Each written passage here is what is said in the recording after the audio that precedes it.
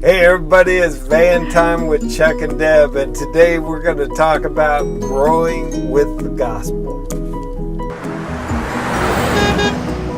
You know, when I first heard the gospel that God loved me and Jesus died for me and for my sins, I was like completely filled with that knowledge, with His love. It was amazing.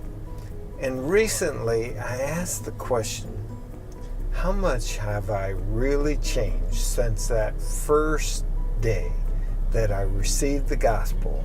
Now, when I compare myself to other people, well, I've changed a lot. But when I compare myself to the standard that Jesus set, be perfect as your Father in heaven is perfect, well, I've changed about that much.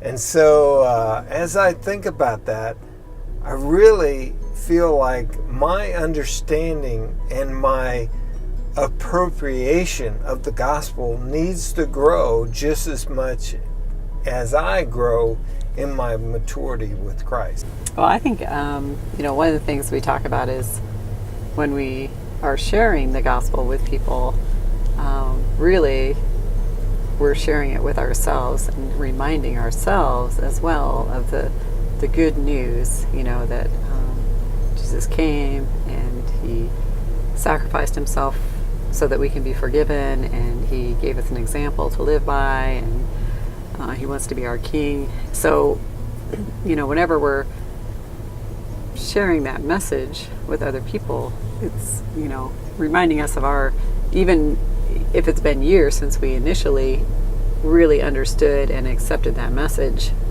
it's a good reminder. Yeah. And I'm going to show you a little diagram here. Here's what I've done, and you might have done this as well. When you first receive the gospel, it's full. You're being impacted by it. But as you grow, you begin to fill in the gaps with other things. For me, it's self-righteousness and self-loathing. And I can go from one to another in about 3 seconds. If I don't fill those gaps with the gospel, I'm going to be in some serious trouble. Because then I'm relying on myself or telling myself I'm not good enough. Now, it really boils down to, as the gospel grows in our life, we're coming to a greater understanding of our identity in Christ. And that's really important. Hun, what are some scriptural principles that we build the foundation of identity on? I think a lot of people like the 2 Corinthians 5:17. Therefore, if anyone is in Christ, he is a new creature. The old things have passed away. Behold, new things have come. And we could go on and on and on about our identity in Christ. It is the gospel that brings us into this right relationship with God.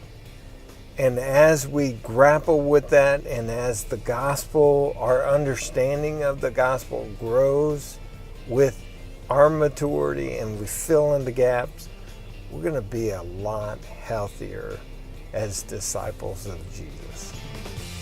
Hey, I hope that's helpful. If it is, pass it along and keep making disciples until there's no place left.